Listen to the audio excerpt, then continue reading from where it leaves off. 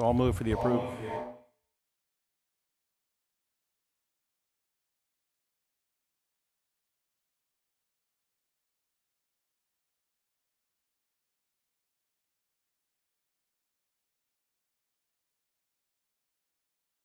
Hearing none, all those in, hello.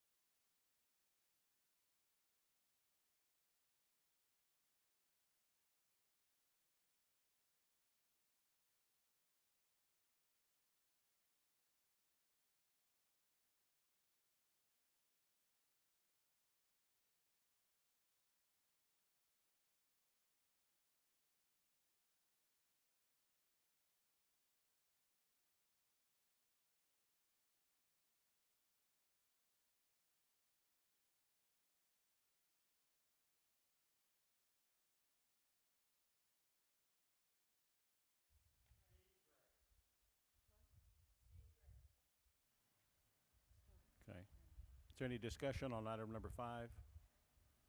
Hearing none, all those in favor say aye. Aye. Those opposed, motion carries. Item number 6 is consideration of a resolution declaring real estate appraisal services a professional service and for other purposes. Mr. Newman, what can you tell us about item number 6?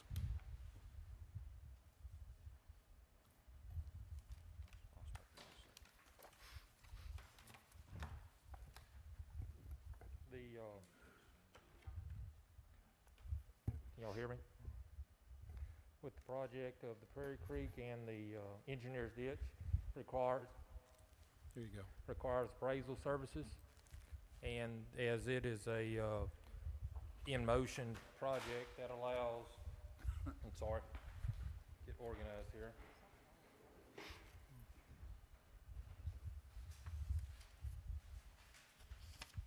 We're asking for a resolution so that the appraisal service could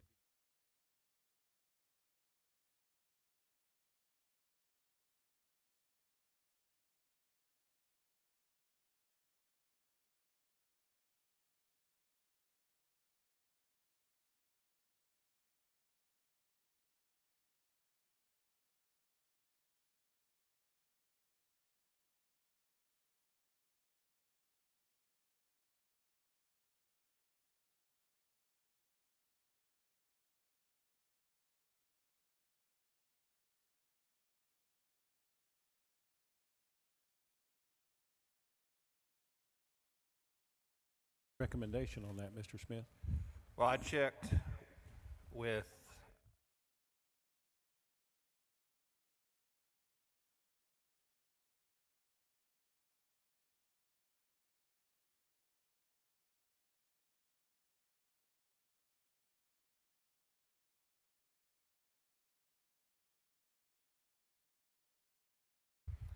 looked at as a professional service, and so it would be, if this was passed, it would be consistent with the practice in other cities across the nation within the state. And how, how have we been handling this over the years? We have not really had the as much need to do this in the past, and so we have in the past usually just through selection, either through bidding or in some cases there's not been that many appraisal services in the past to select from, but with this case and with this project and with being so much money involved in it, that this would help the city streamline the process and not delay it as much. With the amount of money that we're talking about, if this is approved, would that mean that the city would not have to put those services out to bid?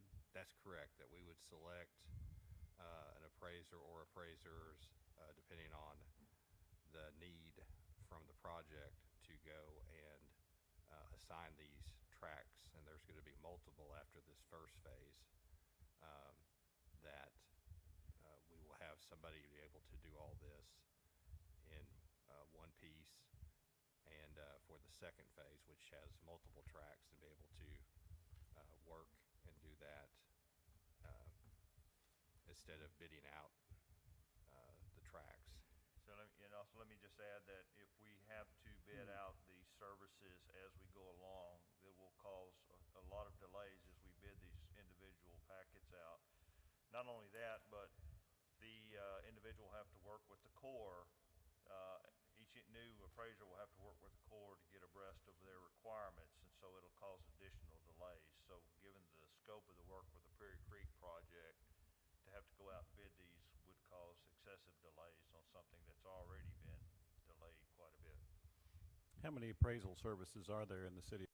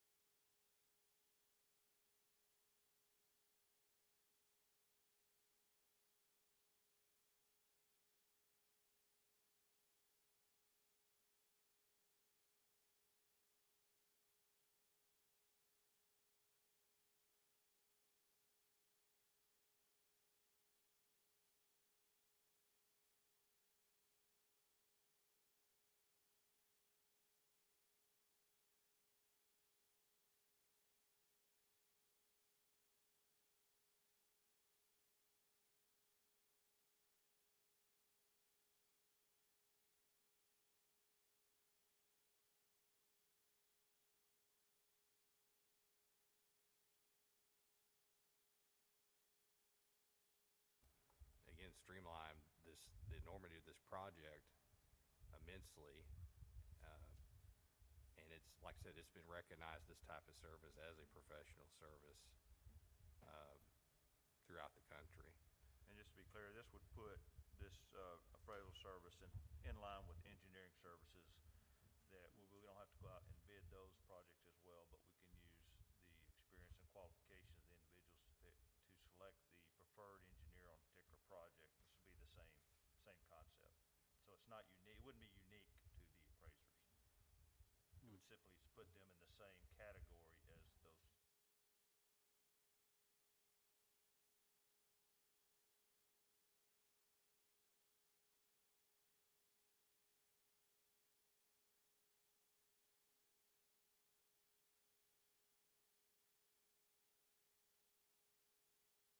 To the city's advantage to put that out for bid. Seems to be a little bit backwards. So What is the, that's, what is that's the, kind of funny, because I view it the other way around, that if you're giving this big a project, you're going to slow a project that's already sort of behind schedule by piecemealing it out, because it breaks the 20,000 bid threshold, and you'll have a patchwork of different appraisers potentially on a project that's very important to the city, versus if it was a small project, I could see you bidding it out and providing savings for that. It's a small project would be something that's not going to be held up with other interlocking pieces. So I guess there's always two perspectives to Yeah. it. what is the will of the Finance Committee on item number 6? Motion to approve? There is a motion for the approval of item number 6. Is there a second? Going once. Going twice. Okay. Is that your motion to table item number 6? Yes, sir, that is my motion. And your motion is to table item number 6 until next Thursday's finance meeting? Yes, sir. I'll second that motion to table. Is there any discussion on the tabling of item number 6 till next Thursday's finance meeting? Hearing none, all those in favor say aye. Those opposed, motion carries. Item number 7, pardon me, is the April 2020 expenses for the Arkansas Valley Alliance for Economic Development in the amount of $5,121.78. And I move for the approval of item number 7. Is there a Motion. second?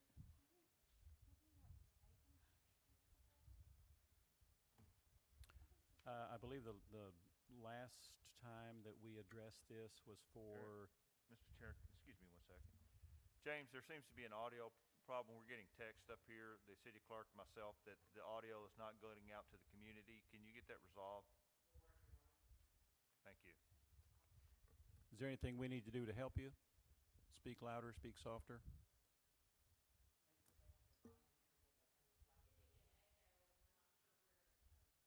Okay.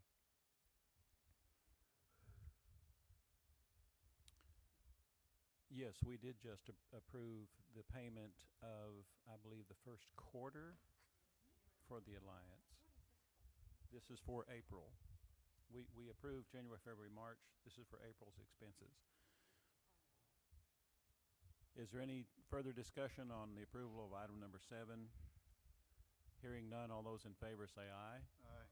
Those opposed, motion carries.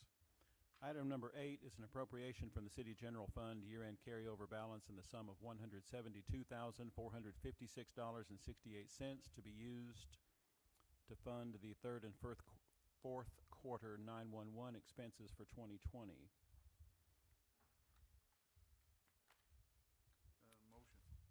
There is a motion by Mr. Brown. Is there a second? Second by Ms. Caruth.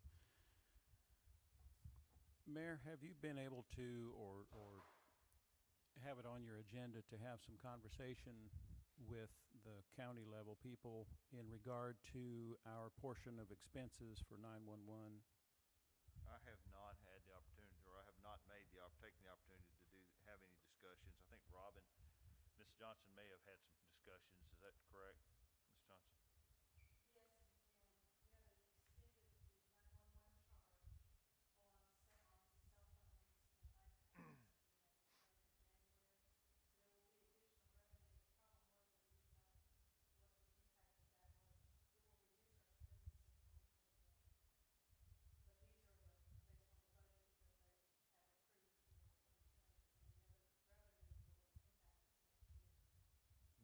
When do they get the revenues?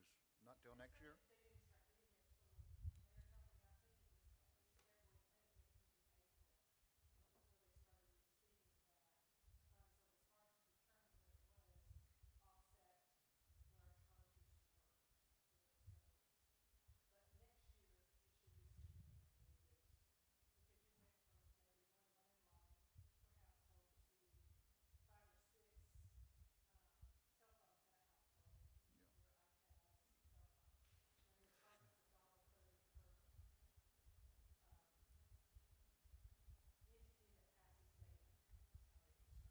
Robin, why don't you help me take an action, and we'll go visit with the county on this issue. And I will submit a report to the council once we've had that discussion. Okay. One more question on that, Mayor. Will they be sending us money this year to offset? They're gonna wait to do the calendar year and then, okay. Okay. What is the will of the committee on item number 8? Motion to approve? We did get a motion. Was there a second? Okay. All those in favor of item number 8, say aye. Aye. Those opposed? Motion carries. Item number 9, discussion on the Highway 7 drainage project at O Street and Arkansas Tech. Mayor Harris. Thank you, Mr. Chair. I've got and I apologize to Gina City Clerk for not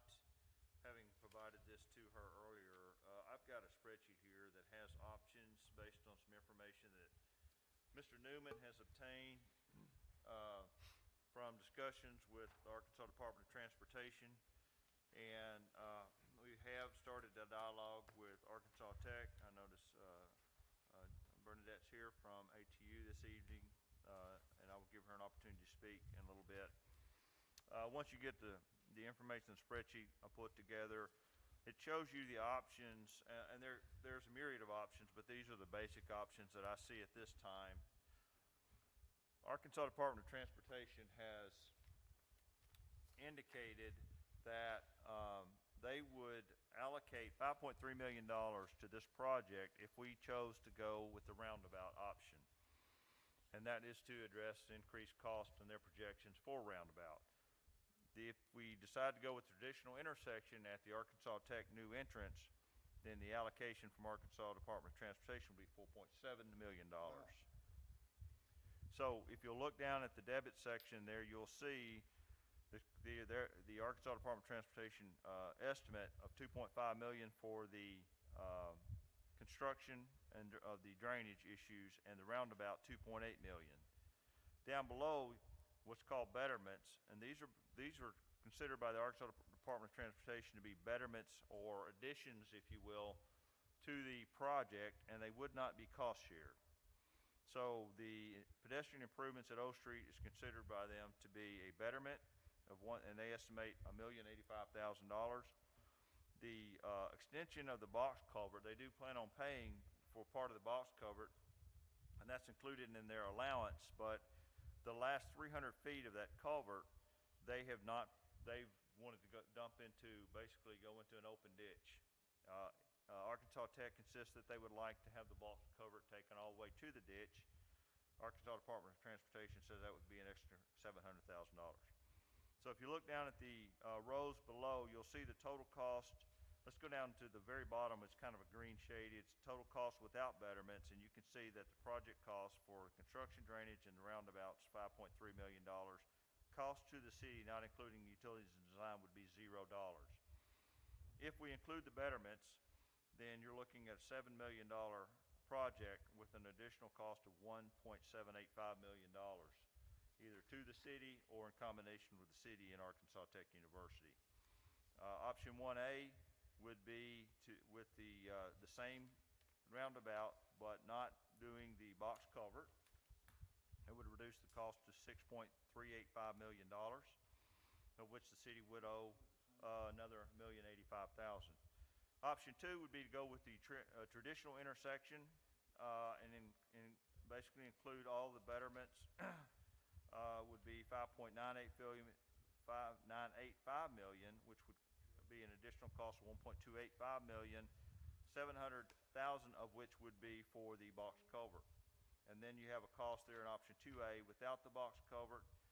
Option 3 would be that if we just decided that we wanted to do the drainage and the O Street intersections only, and you have a cost breakdown. But I had asked Glenn to get with Arkansas Department of Transportation to see if that option was even a possibility. Based on his discussion with Arkansas Department of Transportation, they feel like the new entrance for Arkansas Tech was originally scoped as part of this project, and they do not feel that option 3 is an option. If we decided to go that route, we would have to resubmit to them. They would have to reconsider. But I've also talked to Dr. Bowen, and Dr. Bowen has attested that without the addressing the new intersection, then Arkansas Tech has very little interest in the easement that we would be needed, so that would introduce that issue as well. So these are the options that we have at this time for consideration by the council. Ms. Bernadette, do you have anything that you'd like to present from the tech perspective while we're under discussion on this issue? Or have I covered it pretty well? Okay, thank you.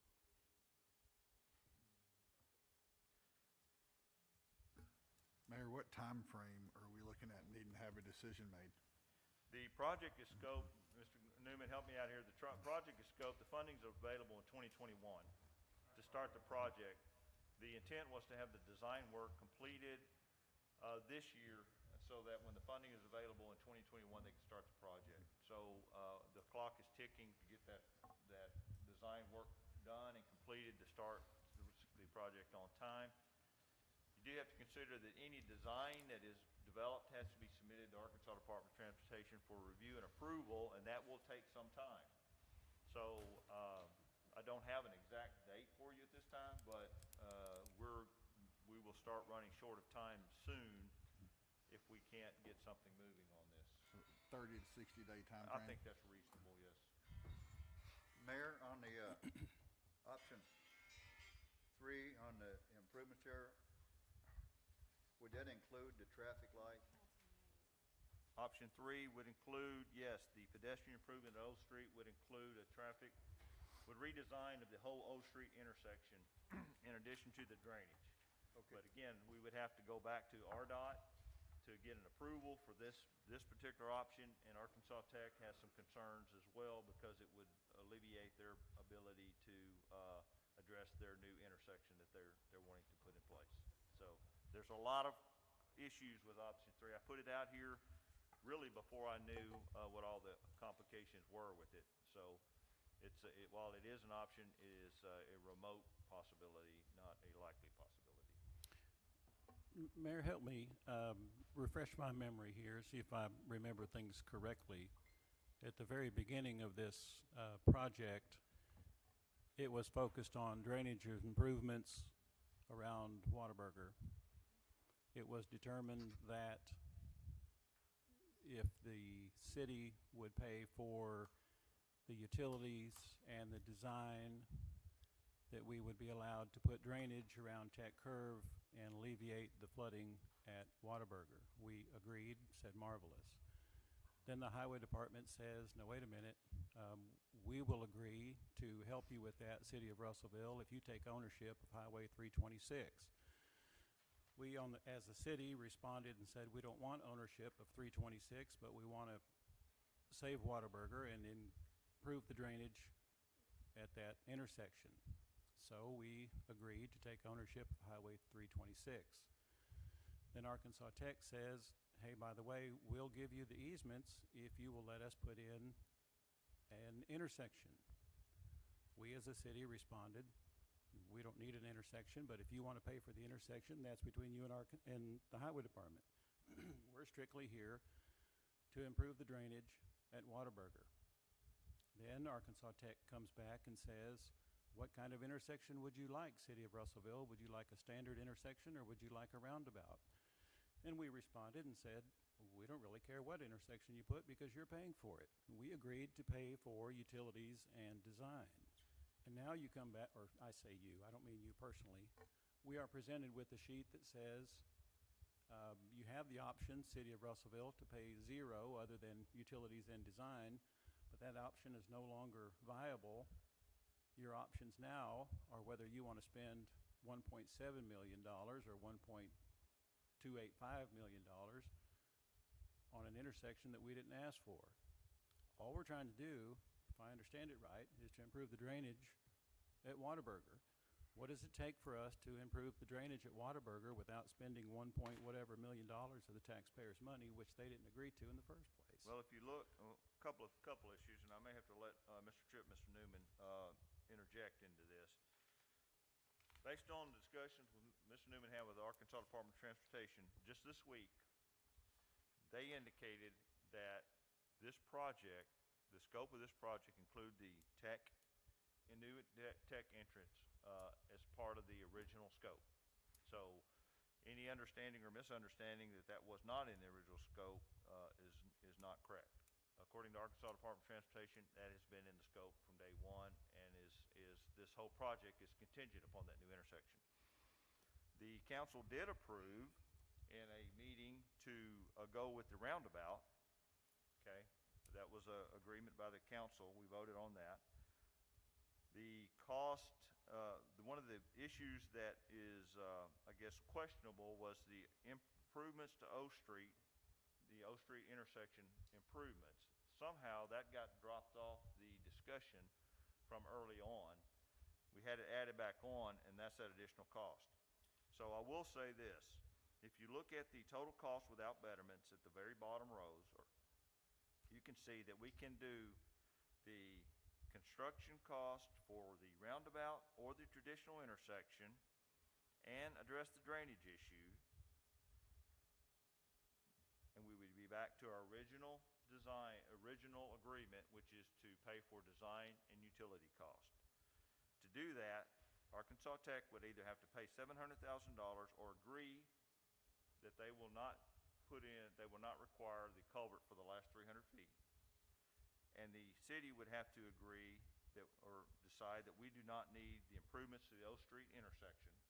If we decide if those things can be agreed upon, then we can go back to the original cost to the city, which is design and utility relocation, and the RDOT will pick up the remainder of the cost for drainage improvements and for the intersection. Well, it is correct that the council did agree on a split vote to approve the roundabout design, but to my knowledge, this council did not agree to provide funding for a new entrance to Arkansas Tech.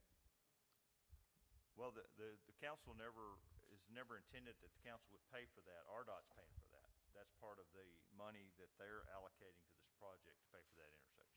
If I may add just clarification to one of the statements or the definition of the O Street intersection improvements, that is pedestrian movements, it's pedestrian changes there to make that geometrically a little bit safer crossing and geometrically widen that center turn lane is the improvements there. The drainage that is talked about in here, included in the $2.5 million from the state, includes whatever drainage requirements that are necessary at that intersection is part of the box culvert. So the drainage, according to RDOT, would be taken care of in the $2.5 million is in the base of either one of all these options that the mayor's presented.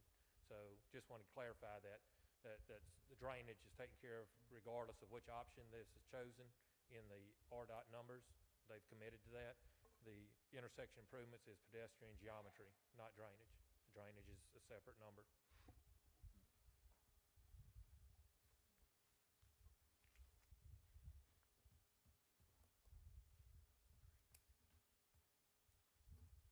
Mayor, if I may. So basically it appears that we can either do the project with no improvements to O Street or do the project with an improvement. When I say, let me back up. We can do the project with improvements to the O Street intersections or do it without the improvements. That's the question. That's question number 2. Question number 1 is roundabout or traditional stoplight intersection. From day one, the intersection improvements have been part of my passion for this project.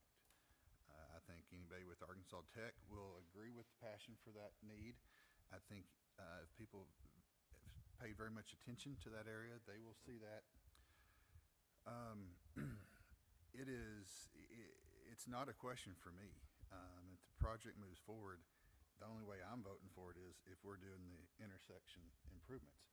That is why we have streets and drainage funds. It is a dangerous place, probably one of the most dangerous pedestrian areas in our city. And we have an opportunity to do what should have been done decades ago and make this a focal point, a safe intersection. What everybody, especially the pedestrians, students, whoever they are, all of the, and just let's say when there's an event at Tucker Coliseum and those patrons leave and they walk, whether it be to Pizza Hut or Kentucky Fried Chicken or Whataburger, wherever they go, they're walking across that intersection. And it's like playing Frogger. And it's a no-brainer for me. Now, I'm not sold on the box culvert extension, but it's up for discussion. But let me go back and say this. I think a lot of the confusion on this has stemmed from a change in District 8 engineer position from when this project really took off compared to where it's taken shape. You've had two different perspectives, kind of two different philosophies on it. I was in the meeting I was in the room when the previous District 8 engineer, someone on behalf of the city made the comment of, why don't we just make that an open ditch through there? District 8 engineer at the time said, why would you do that? If the land's ever going to be developed, it's going to need to be enclosed. Why wouldn't you just go ahead and do it right and have it designed for growth on day one? Now, we didn't talk about, fully to what extent all the way across or minus 300 feet. But yes, it needs to be enclosed. And that intersection needs to be improved. Mayor? Sorry, that was my rant. When we first started the conversations about this, and this was years ago, and Mark absolutely correct, this was all part of the package that we were agreed upon, put together, and improve the safety at that area there, and then plus also the drainage. Okay, the drainage has been a big problem for years. Okay, it's, all you have to do is drive there off 7 there at Tech, that intersection, and see how dangerous it is. And I just want to get that out there and second Well, what Mark said. Yeah, and I'll just offer that, I don't have all the history, and Mr. Newman doesn't have all the history of what went on before we came on board. All we have is the information that's in front of us today to make a decision. So this is where we are today. And one thing that I learned in the meeting with the headquarters, RDOT headquarters in Little Rock, was that the District 8 engineer and headquarters don't always talk, because they were unaware of a lot of the discussions that supposedly had gone on the District 8 side. So this is kind of where we are at this point.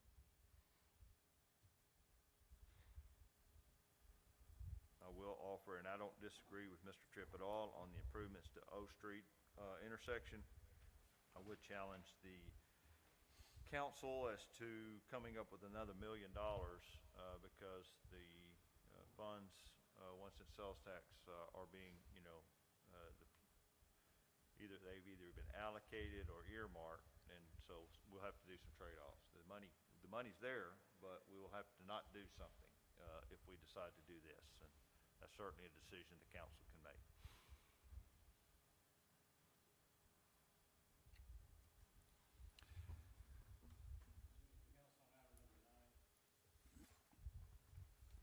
Yes, Mr. Chairman. Mayor, on that comment, if you don't care, I'd like to ask Ms. Johnson, how much money is in the 1 cent sales tax fund plus projected to be collected the rest of this year that has not been allocated, appropriated by this council?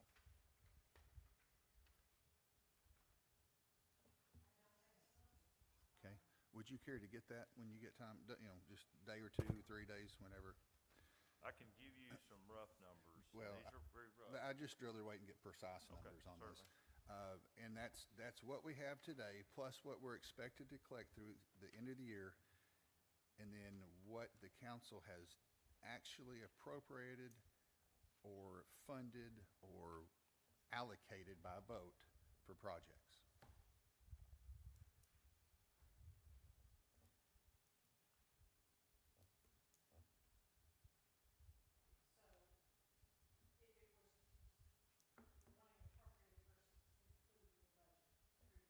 It can be budget. Yeah. I'd like to see what free monies, if you will, unallocated, unattached funds, I don't want to say free, but unattached funds, we're projected to have between now and the end of this calendar year. Thank you. Is there any further discussion on item number 9? Yes, Mr. Chairman. I'd like to table this till next meeting, but I'm going to table it next meeting too because we probably won't have the information. But I'd like for this to stay on the agenda so that we can take action on it as needed in the next 30 to 60 days, because if it falls off the agenda, then it's going to come and be a hurry, hurry, hurry. Let's keep it on the agenda so it's on the forefront of our thoughts, forefront of our agenda, forefront of our action plan, and let's do it. And I will add, the information you requested, Mr. Tripp, is not difficult to get. We should have that very easily by next Thursday, so that information is readily available. There is a motion to table item number 9. Is there a second?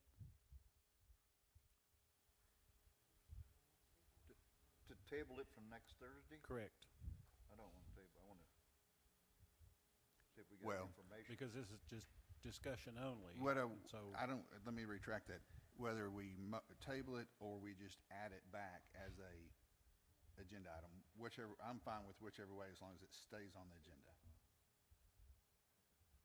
what's the proper procedure for a discussion item to remain on the agenda?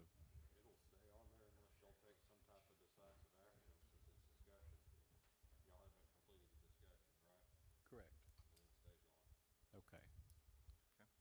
Moving on to item number 10, discussion on the conceptual cost estimate for South Phoenix Avenue and West Fourth Place turn lane.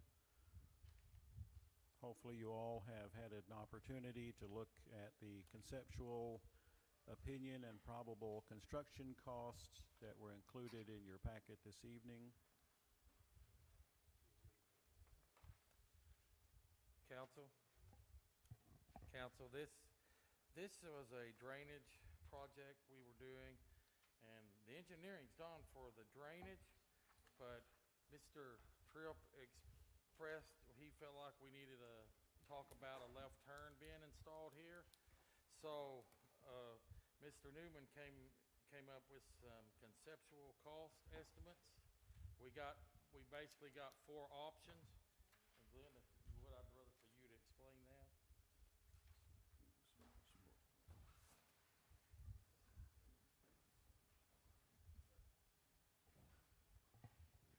Just to make sure we're on the same page here with the 4th Street turn improvements. I believe in your packet has a spreadsheet that has 4 different options in front of you.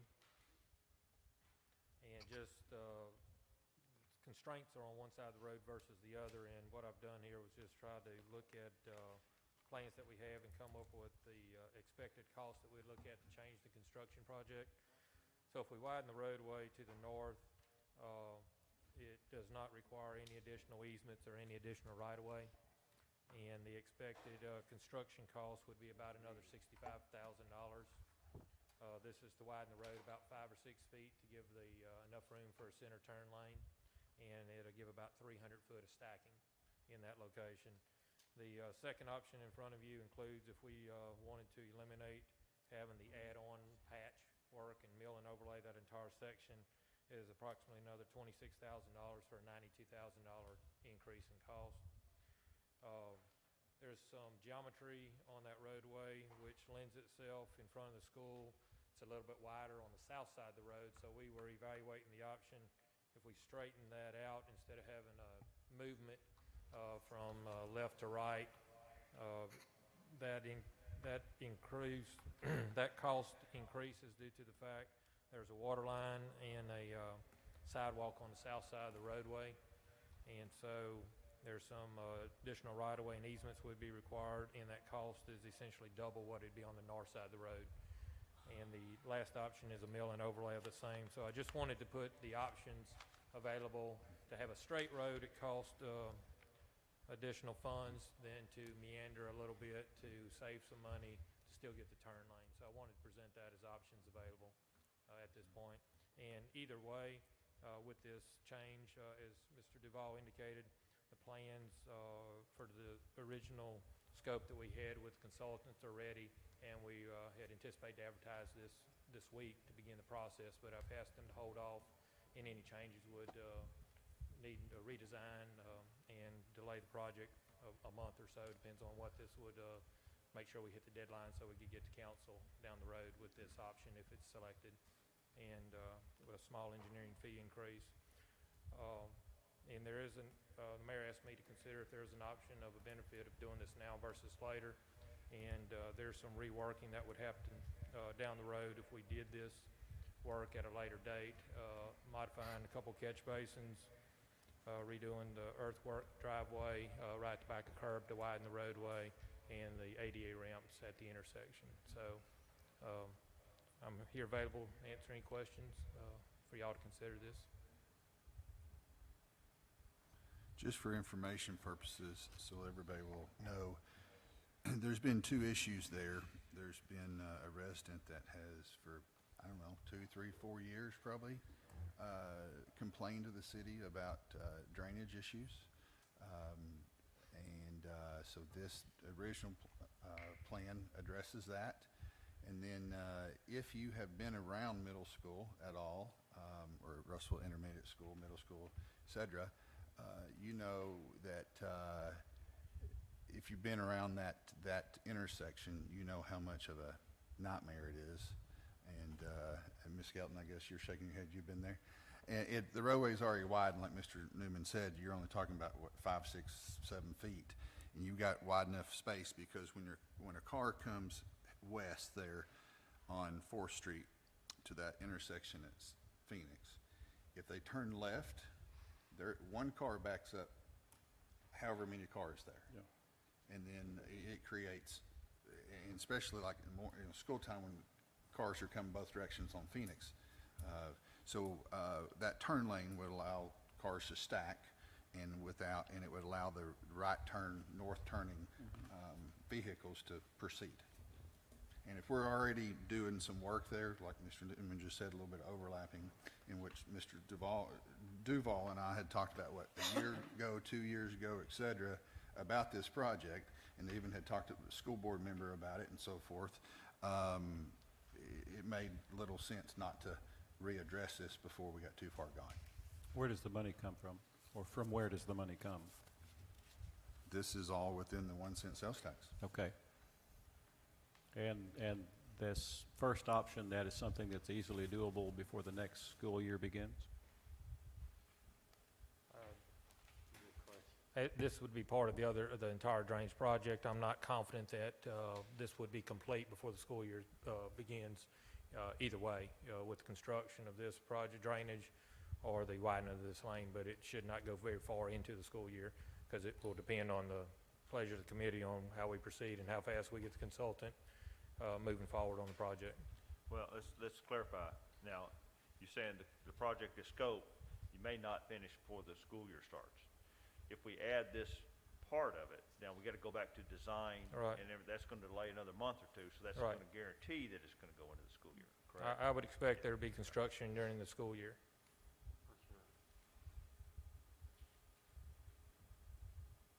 Well, I can see how this is one of those items that absolutely falls under the proper criteria for the use of the 1 cent sales tax, and I'm glad to see this kind of thing go forward. Do we have the money for, specifically for this first item, $66,000 something dollars? Do we have that much that is unallocated already in that 1 cent sales tax? Do we have that much money to spend on this particular project at this Yes. time that you know Yes. of? It's not already Certainly, earmarked for something definitely else? do, yes. Okay. What do you need from us, Mayor, to make this go forward? This is a discussion issue. We don't need necessarily an action by the council unless you would like an action by the council.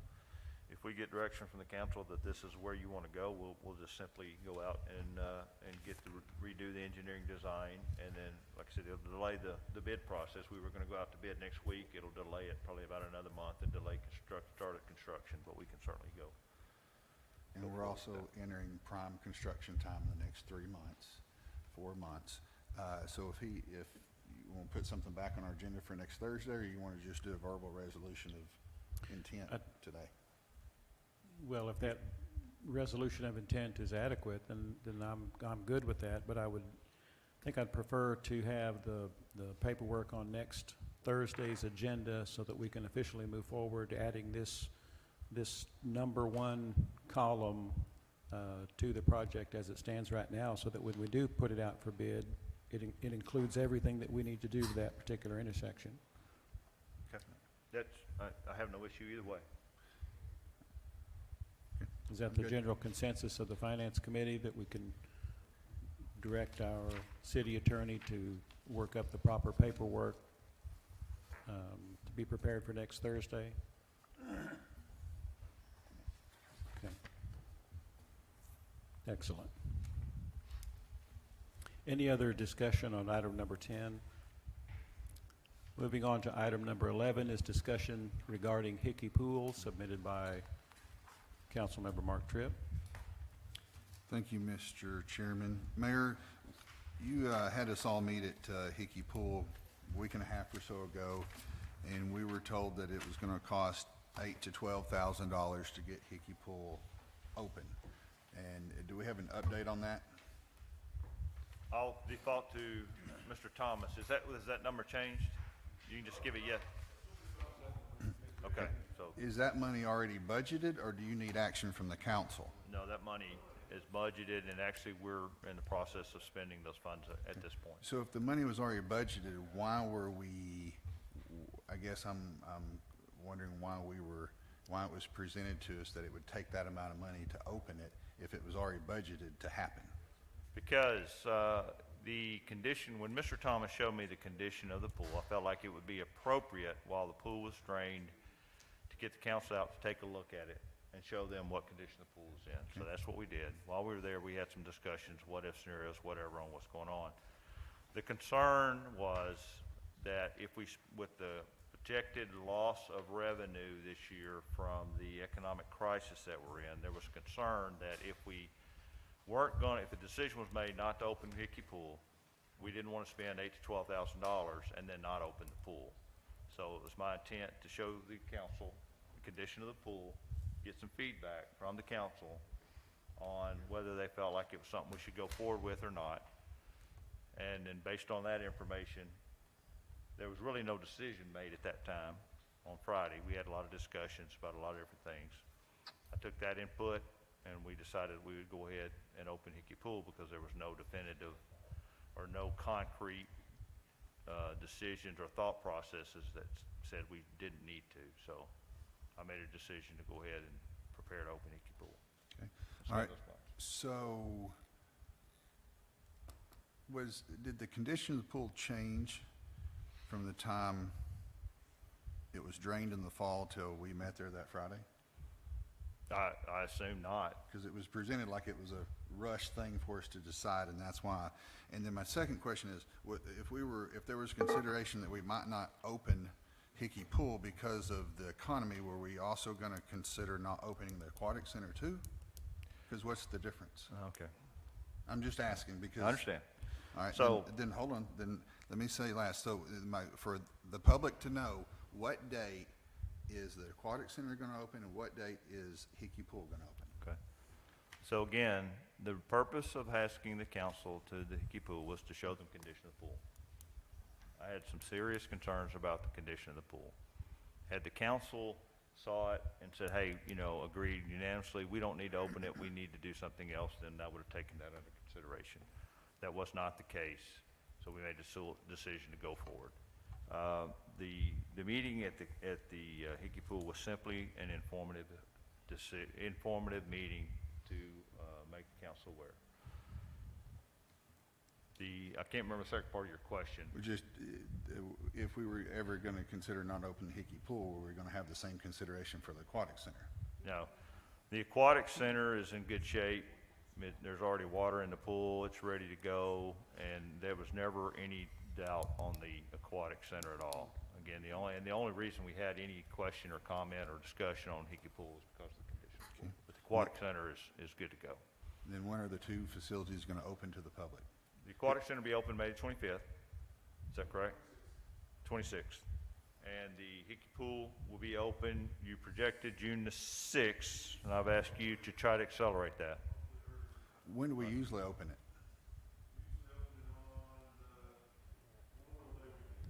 Why are we waiting, why the delay this year? Well, we didn't wait to decide. That's my point. We Okay, didn't so- wait to decide. So it is my decision.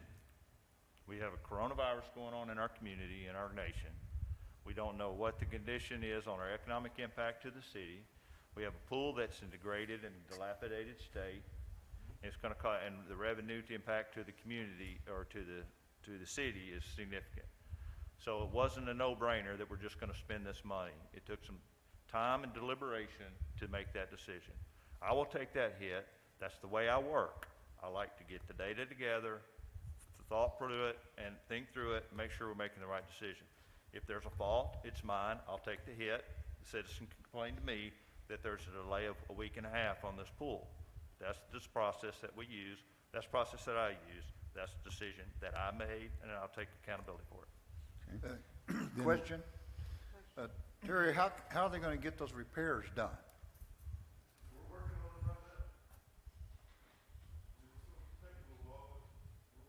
Well, I just got an opinion, it just needs to come out of the ground, but that's my opinion. Mr. Thomas, do you recall, what was the date when Hickey Pool was drained last late summer, fall? What was the date?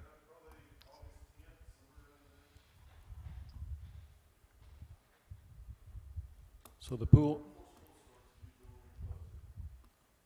was drained August 10th, and we had a meeting, this council met out there at Hickey Pool on what date? Week ago. September, October, November, December, January, February, March, April, May. 9 months later. No further questions from me. Thank you. Is there any other discussion on item number 11? What figure, did that come from you about the cost being $74,000? Didn't that come from you? Yes, that's the cost of operating for preparing it to open and operating it throughout the summer is approximately $74,000. It's gonna cost us that much. Yes, to operate it as well as get it ready. That total cost, that's right. What are the repairs estimated at, Terry? What are the repairs estimated at that you're trying to do to get it open?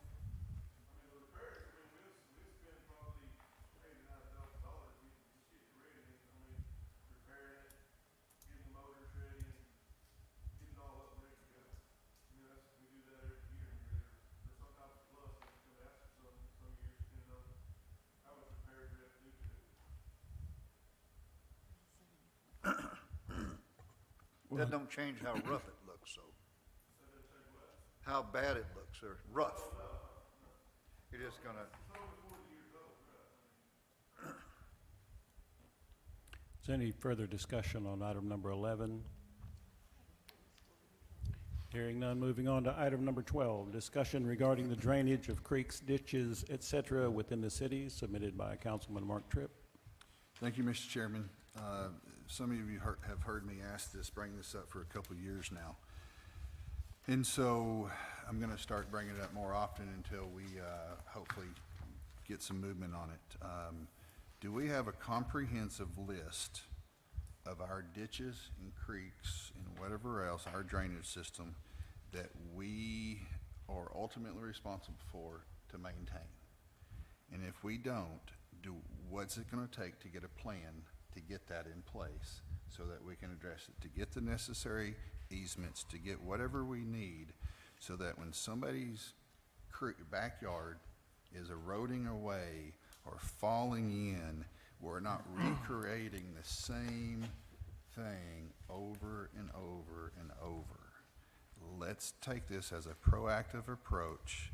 Let's get this right, because we have certain areas that are more prone to, we all know where, most of it is, and it changes with weather patterns, it changes with development, it's a continual thing. So just like we have roadway plans and pavement assessments and everything else, we should be looking at these however often, whether it's once a year, once every 3 years, or whatever that is, and be working to keep them clear and not having to wait for a resident to call and complain. Let's get our eyes on it. I'll give you an example. Several years ago, approximately 2012, 2013, Mr. Oakes was the city engineer, and he asked the council to appropriate some money, and he thinned the ditch from somewhere around El Paso, all the way around to the curve where the aquatic center is now, to the ditch. And again, that helps flowage, it helps everything. And then I'm going to take this one step further. I've talked to a few people about this, and I don't remember if it's Mr. Duval or the mayor or whoever, but I'm going to say it to everybody right now. In addition to this, a next part of this, or in conjunction with this, if we have not talked to the Corps of Engineers, we need to be talking to the Corps of Engineers from the Phoenix Bridge, North Phoenix Bridge, west and north as it goes farther into the sump area to see about what their plans are for clearing, taking care of, maintaining, if that's on us, if it's a partnership, whatever it is. We need to be having that communication until it becomes so we don't wait for it to become a problem. I mean, it almost already is. So I would like to see what we have to do to get a drainage system map, or whatever it is, to see where we have the easements and then where we don't have the easements, so we can start that process. So when people call, whether it be Ward 1, Ward 2, or anywhere else, we can go address it instead of saying, oh, well, we don't have an easement, we can't go do that. Yeah, it's the city's water flowing across and eroding that, but sorry, we can't go touch that. It'll be 4 months from now when we get everything ready to come address that. You know it's coming. So, sorry. So, Kenneth, I'll just give you an action you don't have to get up. Just take an action to pull together pull together the information that we have available at this time and see where the gaps are between what Mr. Tripp is requesting and where we are currently. Is there any further discussion on item number 12? We've had that discussion. Just a little bit on this, it's more streets on this, but it's a drainage issue. Just for an update. Duval, Mayor, we had an issue that I reported to you about a complaint on the street over in Overland Park area on 12th Street. Do you have any update on that horrendous roadway through there? Yeah, I think the last time we talked, the Public Works, you have gone through and filled in the bad street at this point in time, filled in with gravel and dirt. But we haven't set a date for resurfacing that. And in talking to, I'll let Kenneth address it, but in talking to the developer in that area, go ahead, Kenneth.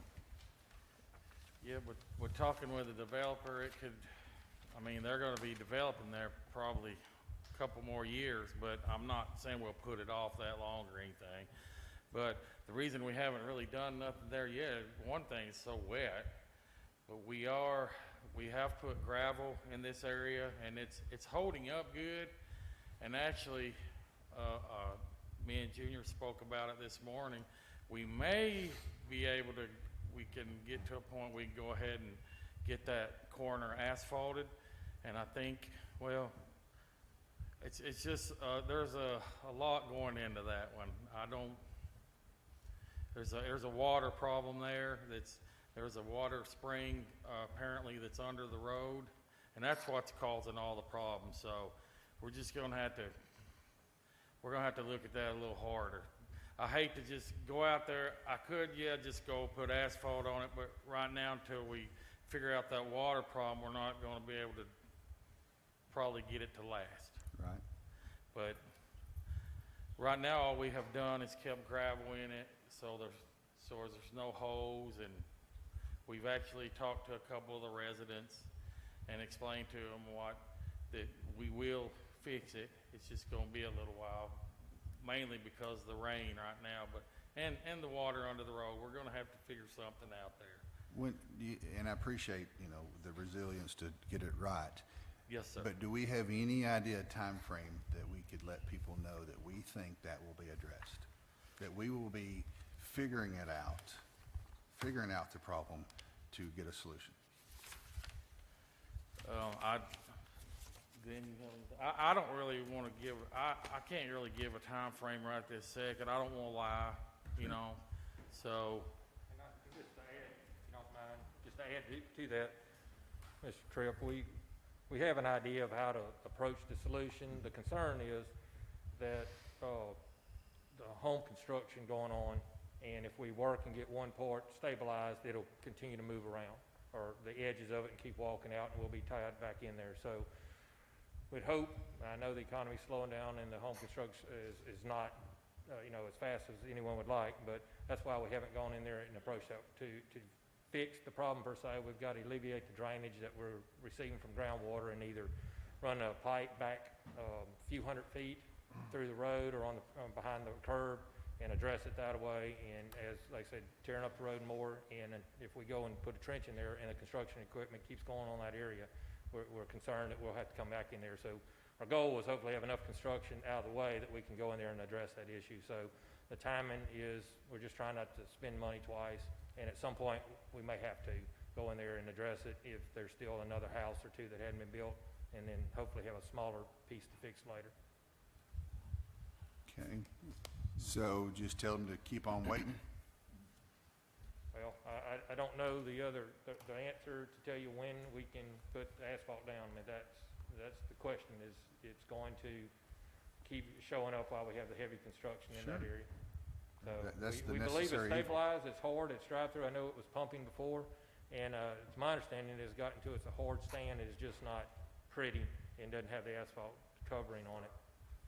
If that's correct, I mean, I haven't gone out there this week, but I know we spent a lot of effort getting it to it where it's a stable where something wouldn't get stuck in there and they could drive through it without major inconvenience. Okay, thank you. Yes, sir.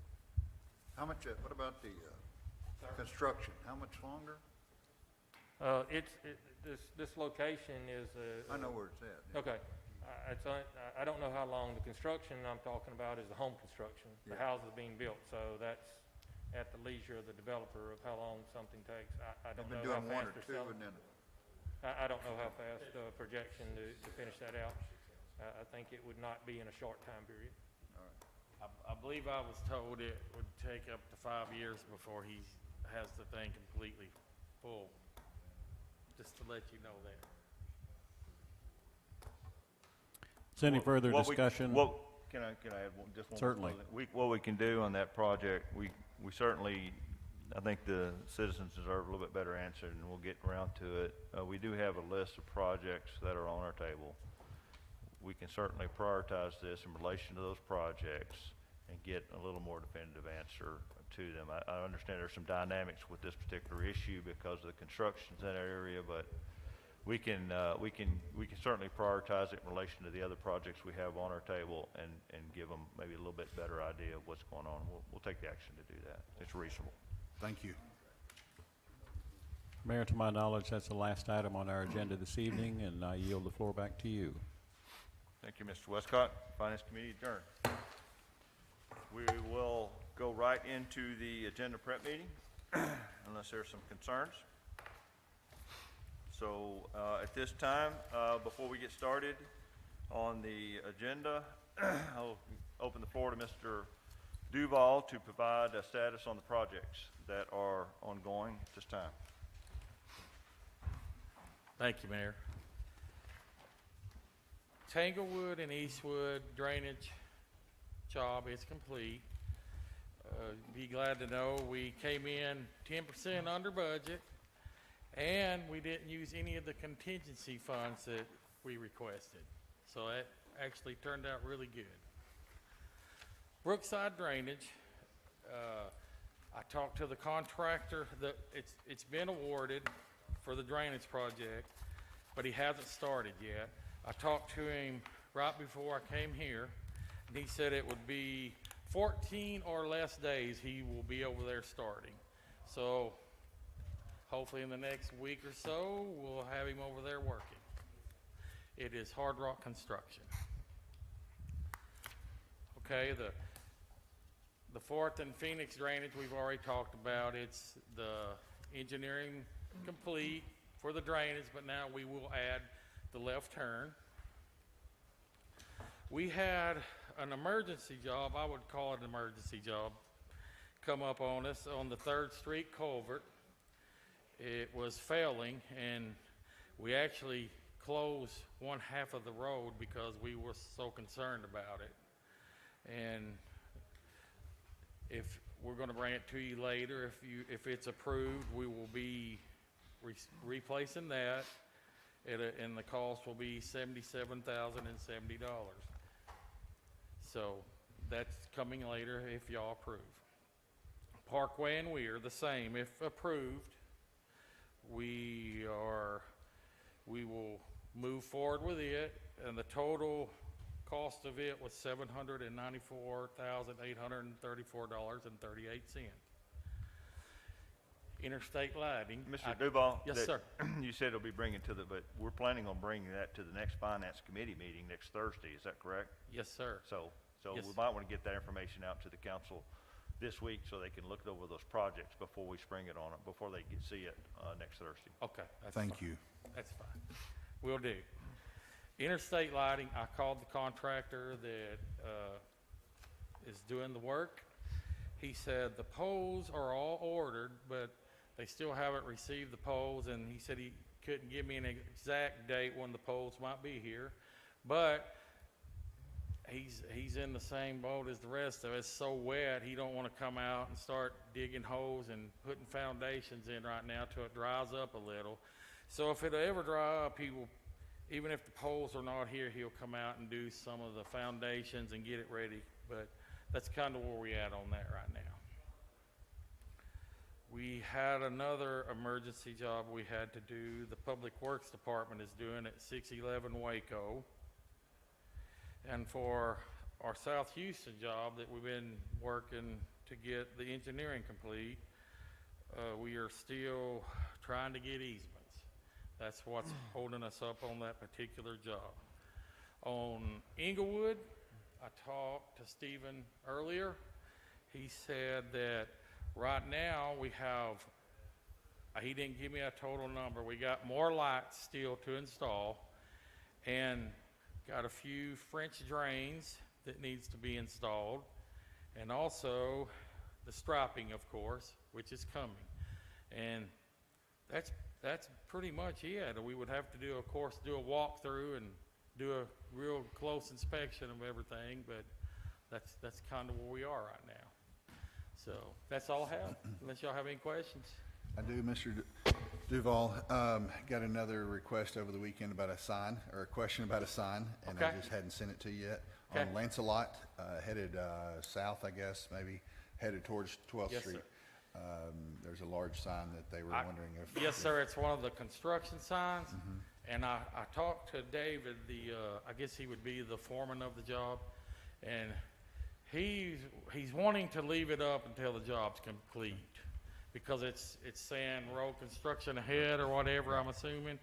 I did talk to him, and he requests that we leave that up until the job's complete. Okay, thank you. And if I need to go see the citizen, I'll be glad to do so. Okay, thank you, sir. Any Mr. more? Duval, Yes, sir. what is the status of that project in front of the Boys and Girls Club on East 16th Street? We did get the permit from the state. We have Junior, I talked with Junior, he has spoke with Blackstone, who will be doing the asphalt.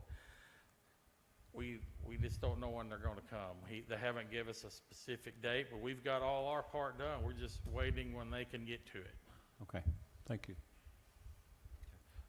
Mr. Duval, since there's some question as to maybe the prioritization, some of the funding for the ones that sales tax in relation to the O Street,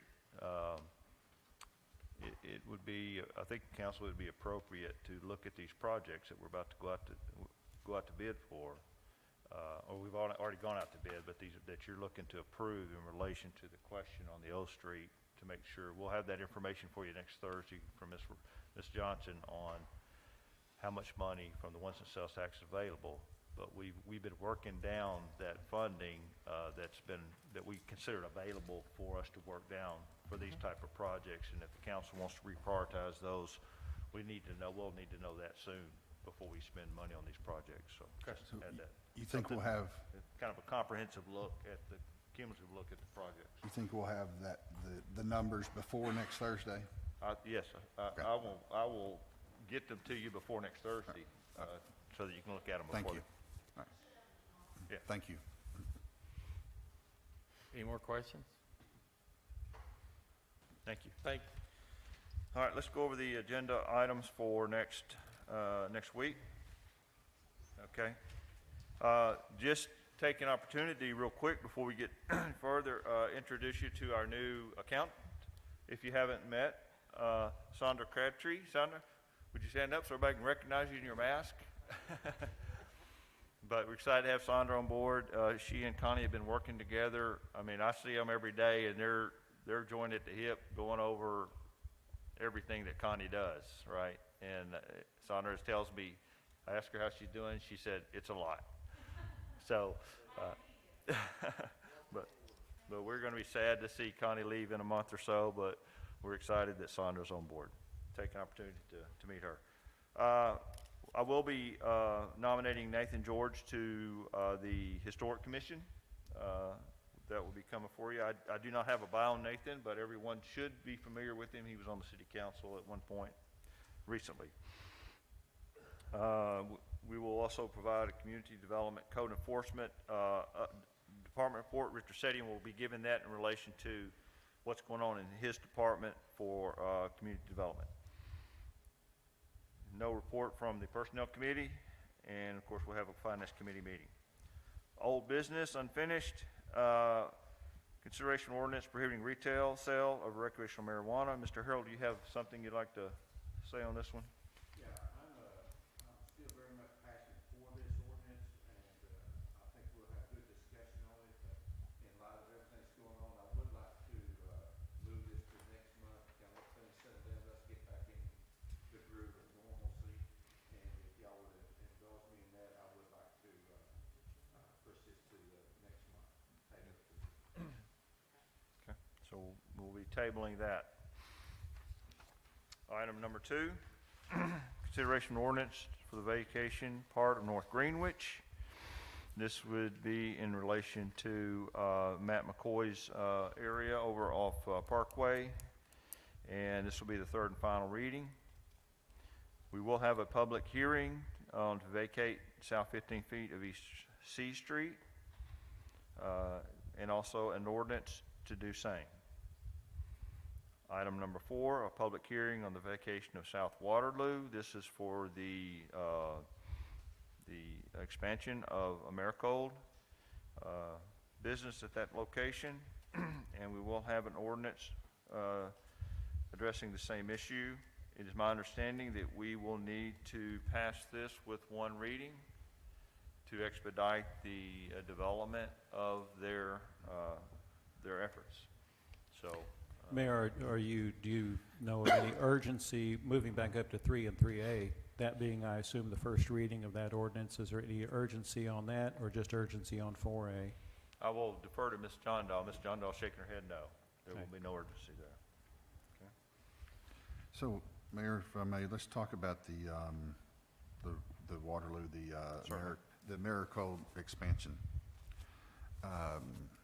This is directly to do with that recent decision for that expansion, correct? That's correct. And we briefly talked about it previously, but there's been, some questions in the last few months about the Alliance for Economic Development and our contract with them through the city and so forth. Would you give us just a little bit of a quick synopsis on their involvement in this, and the role that they play between that happening and the actions we need to take, and everything in between? Well, I don't know that I can speak for the Alliance on this issue, because I can tell you what I know, and what I know is that Americold has evaluated the expansion of their facility, as far as I know, independently of any input or counsel from any entity within the city. This was a decision that they made independently. Now, we may talk with them and get some additional information. I'm not aware of any. Let me just put it that way. I'm not aware of any input from any entity that convinced them to come to our community. I think this was a business decision they made on their own. Ms. John Dahl is shaking her head yes, or nodding her head yes. I wasn't talking about talking them into it, but just kind of helping facilitate and just kind of helping, it was brought up at an Alliance meeting. Right. And talking about the jobs and the In the community, investment dollars right. and so forth.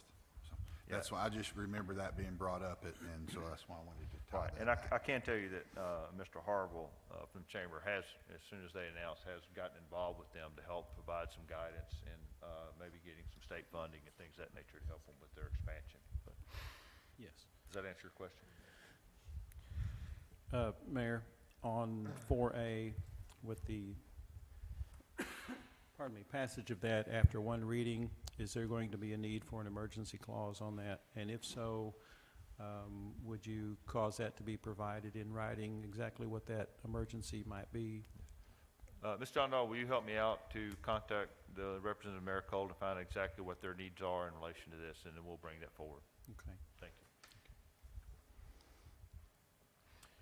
All right, new business, item number 1. Mr.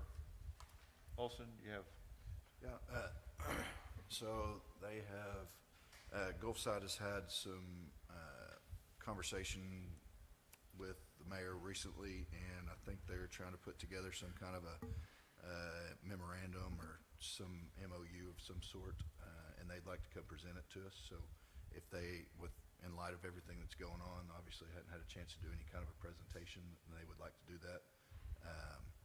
So I guess if we can't get that done before next Thursday, will we tabling or pushing that again? so do you want to remove this or just table it going forward? Given they don't do anything or don't come present to us, I think we should at least keep it on the Okay. agenda. So you recommend table. Is there any objection from anyone on the council to table this? Okay, item number 1 will be tabled. Item number 2, this would be an MOU with the Cogswell Motors. Now, what this is in relation to is currently our codes will not allow approval of a site plan for utilizing the right-of-way. And Cogswell plans on striping and parking cars in the right-of-way along Utica, which they've done for 40 years or whatever. And so Ms. John Dahl has a problem with approving a plat and approving, the violation of the code in relation to this particular issue. And so this is for the council to consider that, along with a memorandum of understanding that I assume the MOU would designate that Cogswell understands that we're not giving up the right-of-way, but we are allowing them to utilize this to park their cars for sale. Yes, sir. This memorandum it's a special use permit for a memorandum of understanding that will specifically give them permission to stripe the right-of-way and use that right-of-way with the understanding that it's still public property, and that if we do improvements, that they will have to forfeit the use of that property. Most likely, we're not going to have any public improvements that we do there for at least a while.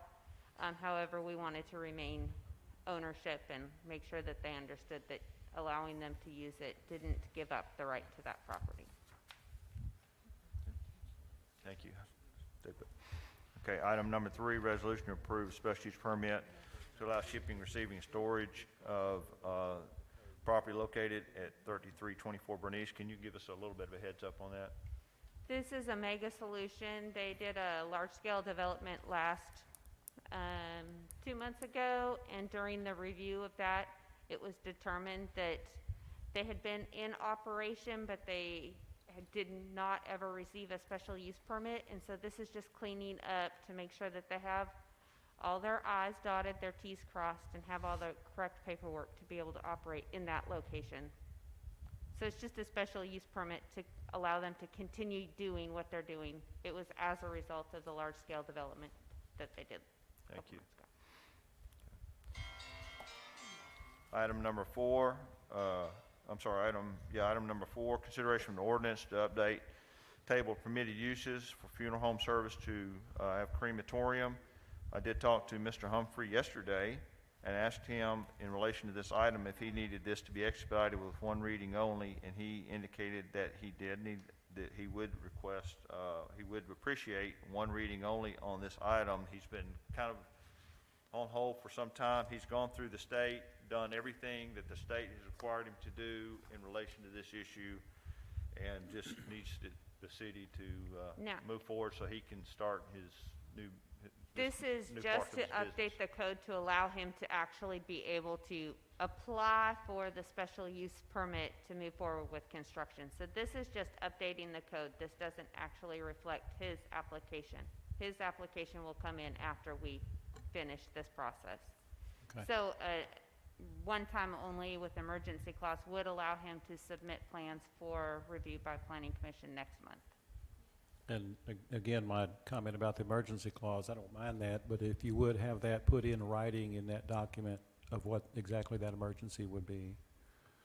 Can you take that action, Ms. John Doe? Yes, sir. Thank you. Okay, item number 5, consideration of resolution authorizing the mayor and city clerk enter a contract with Bowden Specialties for West Third Street box culvert. We just, Kenneth just mentioned that to you a few minutes ago in relation to that project. And then also item 6 was the Parkway and Weir Road drainage, and we'll be getting that information out to the council. We got it, might as well get it out to them tomorrow so they can start looking through that information, okay? That's, any other items that we haven't covered or any questions? Hearing none, motion to adjourn? Motion to adjourn. Adjourn.